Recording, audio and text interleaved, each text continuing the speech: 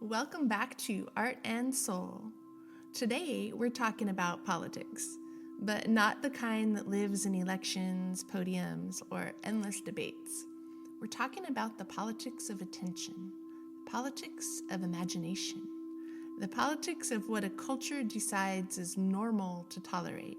Because history doesn't turn when laws change. Laws change after something subtler has already shifted in the collective soul. And that shift, that's where art lives. When people hear art as political action, they often picture slogans, posters, outrage rendered in color. That kind of art has its place, but power today isn't undone by confrontation alone. Power today survives through spectacle, through constant visibility, through emotional hijacking, through keeping us reactive, exhausted, and divided. Art becomes political when it interrupts that spell, not by shouting louder, but by restoring depth in a flattened world. Real art doesn't say, choose a side. It says, come back into yourself. That's dangerous to systems built on numbness. We often frame abusive power as monstrous, cartoonish, almost mythic. But that framing actually misses something important. What we're witnessing in many modern power figures is not excess humanity, but absence. An inner vacancy paired with massive amplification. A lack of reflection combined with endless attention. They are loud, not deep. Dominant, not rooted. Performative, not present. And you don't defeat hollowness by attacking it. You defeat it by making meaning unavoidable. There is another kind of leadership the world responds to instinctively. Not invulnerability, not bombast, but presence.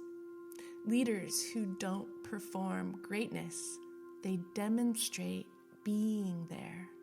They speak plainly, they show fatigue, they use humor without cruelty, they stay visible without posturing. Art can lift this kind of leadership without turning it into propaganda by focusing on vulnerability instead of victory, responsibility instead of ego, ordinary human moments instead of heroic mythology. The emotional cost of courage, not just its optics. Creativity doesn't manufacture saviors. It reveals character, and character quietly reshapes what people expect from power. If you're an artist, a creator, a technologist, or simply someone paying attention, here's the real invitation. Stop trying to convince and start trying to re-enchant.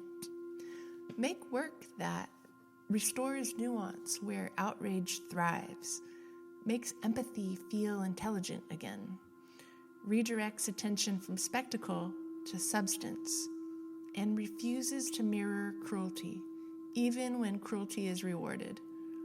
Art doesn't topple systems overnight, but it changes what people are willing to accept. And what people accept, that's the true seat of power. The future is not shaped by the loudest voice. It's shaped by the deepest stories, by those who help us feel again, by those who remind us that power without soul eventually collapses under its own emptiness.